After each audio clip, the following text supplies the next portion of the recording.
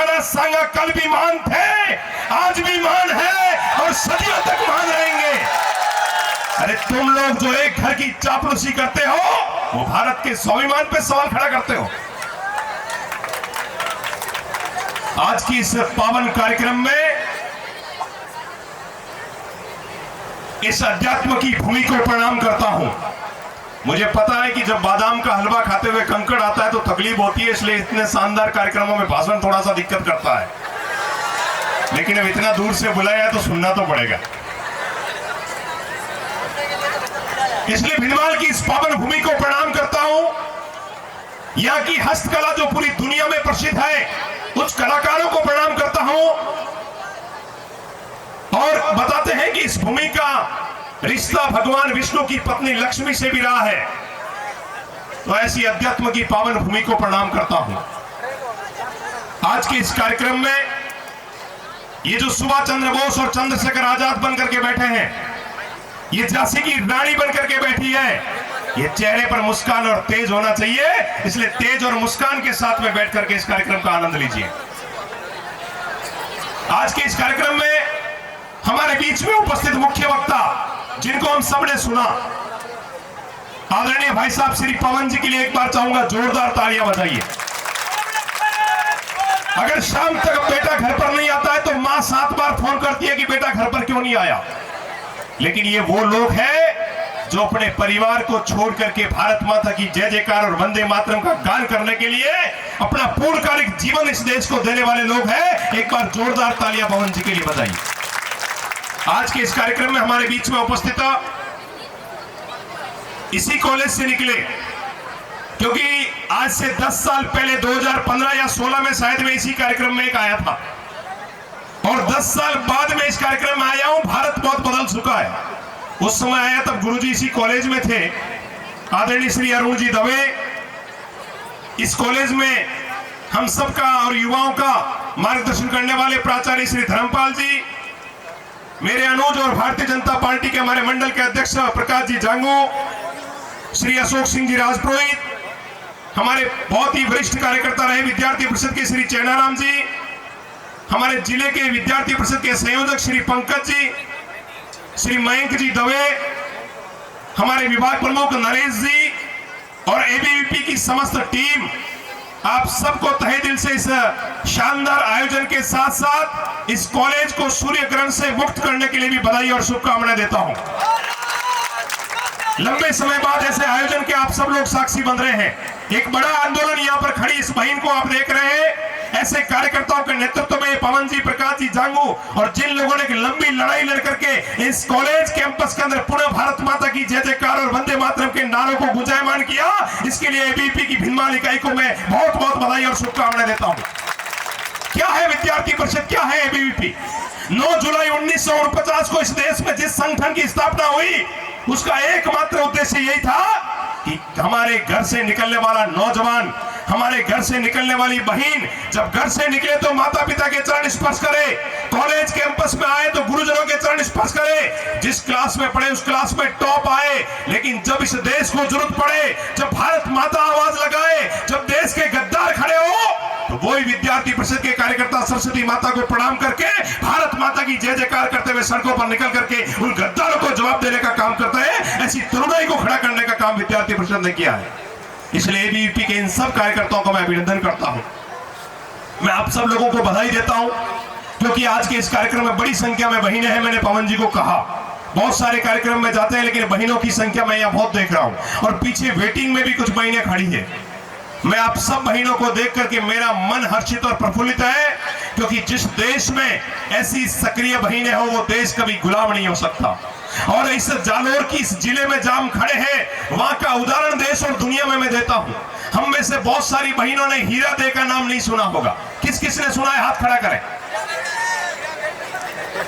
नाम सुना है? आप में से केवल 1, 2 या 3 हाथ खड़े हुए हैं।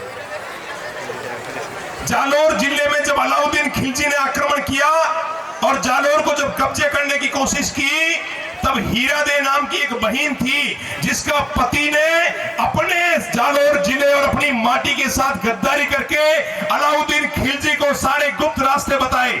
अलाउद्दीन खिलजी ने उसको बहुत सारा धन दिया। वो जब धन उस पत्नी ने पूछा कि इतना सारा पैसा और धन कहां से लाया। उसने कहा कि मैंने गुप्त रास्ते बता दिए खिलजी को, इसलिए मुझे इनाम मिला। दुनिया में कहीं ऐसा उदाहरण नहीं मिलेगा और ये जालोर की धरती पर खड़ा रह करके बोल रहा हूं। उसने एक शब्द में, एक मिनट में कोई सोचे अपने पति का सर कलाम कर दिया कि जो भारत माता का नहीं हो सकता वो मेरा नहीं हो सकता है। ऐसी वीरांगनाओं की धरती है ये जालोर।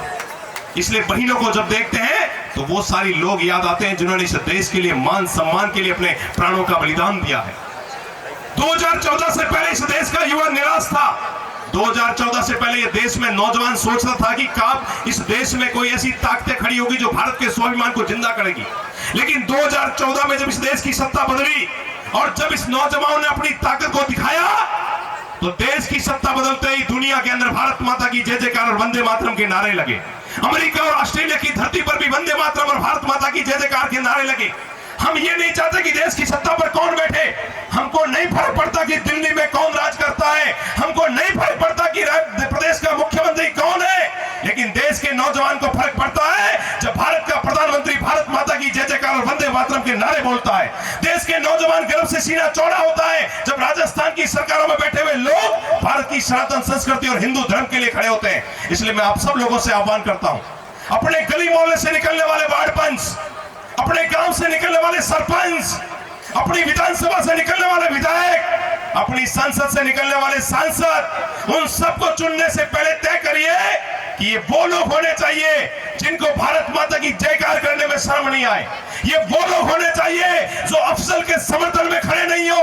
ये वो लोग होने चाहिए जो रात को 3:30 बजे आतंकवादियों के लिए कोर्ट नहीं खुलवाए। ये वो लोग होने चाहिए जिनको इफ्तार में ठूस ठूस कर खाने की बजाय होली और दीपावली पर स्नेह मिलन में आनंद आता हो, उन लोगों को चुन करके भेजिए। इसलिए नौजवानों को तय करना पड़ेगा कि हमारे बीच में से कौन निकल करके जाएगा। मैं किसी धर्म का विरोध नहीं करता हूं, लेकिन मैं इस मंच के माध्यम से कहता हूं, आप अशफाक उल्लाह खां बनिए, आप अब्दुल कलाम बनिए, आप हामिद बनिए, हम आपके चरण छुएंगे, लेकिन आपने अफजल का समर्थन किया तो ऐसे लोगों को देश में रहने नहीं देंगे, ऐसे लोगों को कतई स्वीकार नहीं करेंगे। जिन लोगों को भारत माता की जय बोलने में दर्द होता है, जिन लोगों को वंदे मातरम के नारों में दर्द होता है, उन लोगों को भारत का नौजवान स्वीकार नहीं करेगा। और ये जो बदली हुई ताकतें और बदले हुए लोग हैं, ये 2014 के बाद जब सरकारें बदली तो जिस जम्मू कश्मीर में अजान के रूप में हमारी माताओं बहनों का कत्लेआम किया गया, हिंदू समाज के लोगों को मार मार के भगाया गया, ये आप नौजवानों की ताकत है कि उस जम्मू कश्मीर में भी भारत माता की जय जयकार और वंदे मातरम के नारे लग रहे हैं। ये आप लोगों की ताकत है। ये आप लोगों की ताकत है कि देश में कश्मीर फाइल और छावा जैसी फिल्में आज देश में हिट हो रही है। ये आप लोगों की ताकत है। इसलिए अपनी ताकत को कमजोर मत समझिए, अपनी ताकत को कम मत समझिए। देश का नौजवान है जो अपनी ताकत से इस देश में सत्ताएं बदलने की ताकत रखता है। देश का नौजवान है जो इस देश में सत्ताओं के अंदर ऐसे लोगों को बिठाता है जो भारत के सम्मान को बढ़ाते हैं, भारत के स्वाभिमान को जिंदा करते हैं। इसलिए मैं आप सब लोगों से आह्वान करूंगा, भिंडमाल का ये कॉलेज अपने आप में अद्भुत है और जिसका अपना एक इतिहास है। मैं आज की उपस्थित बहनों को भी एक संदेश देना चाहूंगा।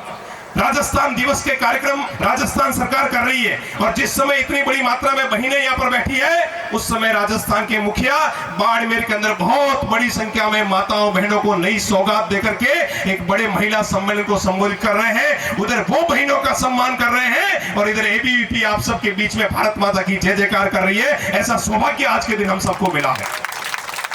इसलिए मैं आप सबसे आह्वान करूंगा, हम सब लोग भी अखिल भारतीय विद्यार्थी परिषद के कार्यकर्ता बनकर के इसी के गोवाणी कॉलेज के सम्मान और मान के लिए हम सब लोग काम करें।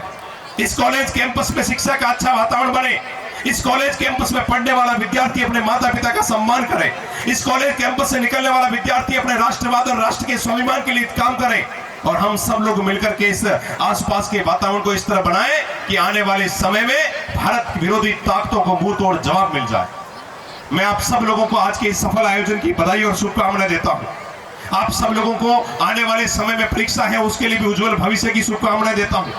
आप सब लोगों से आग्रह करता हूं कि बहनों की संख्या को देखते हुए एक बार उस बहन सुनीता विलियम्स के लिए भी जोरदार तालियां बजाइए जो कड़े संघर्ष के बाद में वापस लौटे हैं।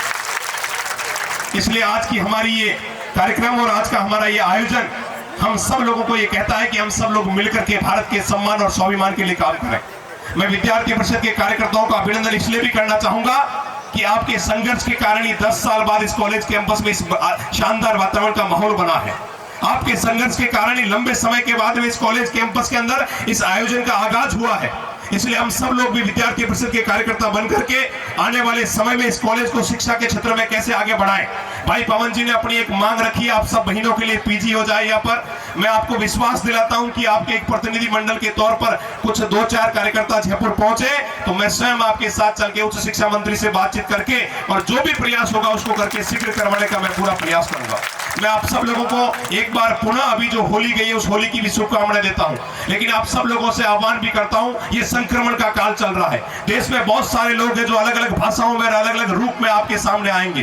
कोई अफजल का समर्थन करेगा, कोई भारत तेरे टुकड़े होंगे इंशाअल्लाह इंशाअल्लाह का समर्थन करेंगे, कोई इस देश के अंदर भारत माता को गाली देगा तो कोई वीर सावरकर की तस्वीरों का विरोध करेगा। लेकिन उन सब के बीच में अगर आप सब लोगों ने ये मान लिया कि मैं सुभाष चंद्र बोस हूं, मैं चंद्रशेखर आजाद हूं, मैं झांसी की रानी हूं, तो निश्चित तौर पर उन लोगों को जवाब मिलेगा और इस देश में भारत पुनः खड़ा होगा। इसलिए हम मजबूती के साथ में खड़े होने चाहिए। हम स्वीकार नहीं करेंगे देश में किसी बाबर की मकबरे को, हम स्वीकार नहीं करेंगे देश में किसी अकबर के निशानी को, हम स्वीकार नहीं करेंगे देश में किसी भी ऐसे नौजवान के सामने कोई भी ऐसा व्यक्ति हम स्वीकार नहीं करेंगे जिससे हमारे स्वाभिमान को ठेस पहुंचती हो। मैंने 15 साल पहले भी इस देश में और इस राजस्थान की धरती पर कहा था कि आजादी के 70 साल बाद भी मेरा सीना रोता है, मेरी आंखों में से खून निकलता है जब दिल्ली की सड़कों पर अकबर और शाहजहां के नाम से, दिल्ली की सड़कों पर हुमायूं के नाम से, दिल्ली की सड़कों पर बाबर के नाम से हम मकबरे देखते, हम सड़कें देखते।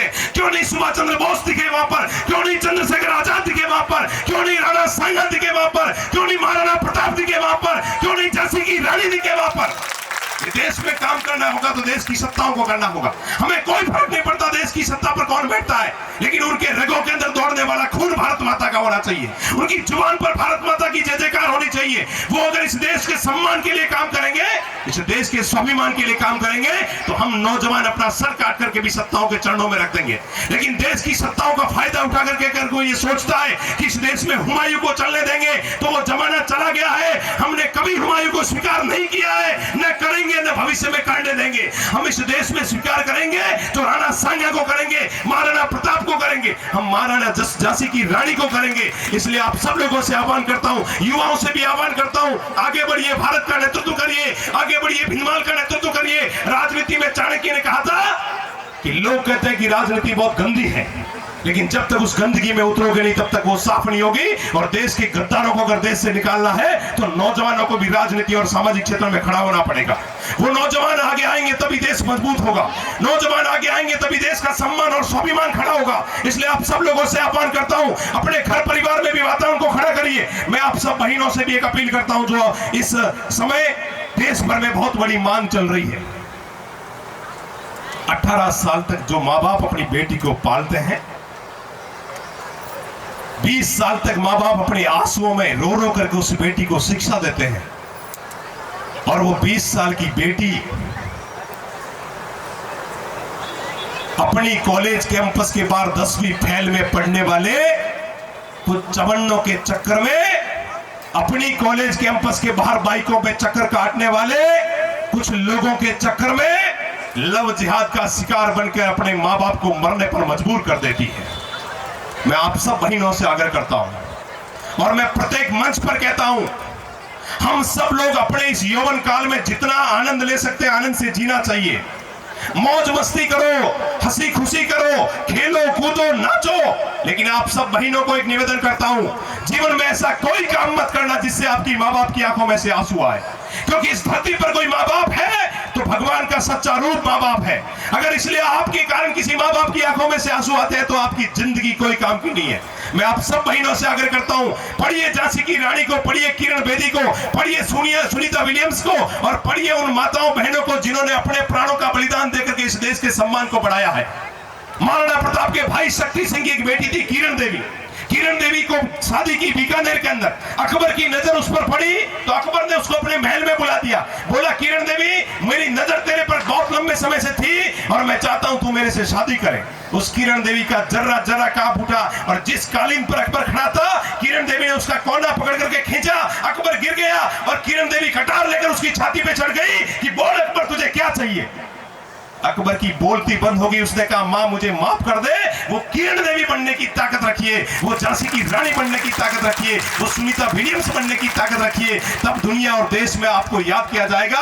आप सब लोगों के श्री चरणों में नमन करता हूं, प्रणाम करता हूं। मैं उस गौरवशाली भारत का कार्यकर्ता हूं और मुझे आप सब लोगों को एक बात कहते हुए गर्व का महसूस होता है। आप सब लोगों ने उस कालखंड में जन्म लिया है जिस कालखंड में भारत विश्व गुरु बनते हुए देख रहे हैं हम लोग, और आप सब लोग अपने जीवन काल में भारत को विश्व गुरु बनता हुआ देखेंगे। हम सौभाग्यशाली है कि हमने अपने जीवन में राम मंदिर का निर्माण भी देख लिया, हमने अपने जीवन में धारा 370 को हटते हुए भी देख लिया, हमने अपने जीवन काल में कश्मीर में भारत माता की जय जयकार भी देख ली, और आने वाले समय में हम अपने जीवन काल में भारत को विश्व गुरु बनता हुआ देखेंगे। इसकी मैं आप सबको एडवांस में बधाई और शुभकामनाएं देता हूं। इस पावन भूमि को पुनः एक बार प्रणाम करता हूं। आप सब भाई बहनों के श्री चरणों में प्रणाम करता हूं। अपने परिवार का नाम रोशन करिए, अपने गांव का नाम रोशन करिए, अपने शहर का नाम रोशन करिए, अपने जिले का नाम रोशन करिए, और सबसे बड़ी बात, हमारे मन में भारत माता बसे, हमारे मस्तिष्क में भारत माता बसे, हमारे दिल में भारत माता बसे,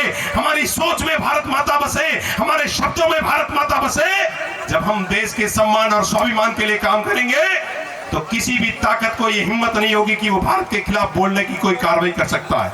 इसलिए आप सब लोगों को पुनः बधाई देता हूं, शुभकामनाएं देता हूं, और आप सब लोगों को अंतिम 2 पंक्तियां कहता हूं कि सामान हिफाजत का बदन के लिए रखो, सामान हिफाजत का बदन के लिए रखो, सर पर कोई कपड़ा कफन के लिए रखो, और जाने कब देश को जरूरत पड़ जाए दोस्तों, कुछ खून के कतरे वतन के लिए रखो, कुछ खून के कतरे वतन के लिए रखो। जय हिंद, जय भारत।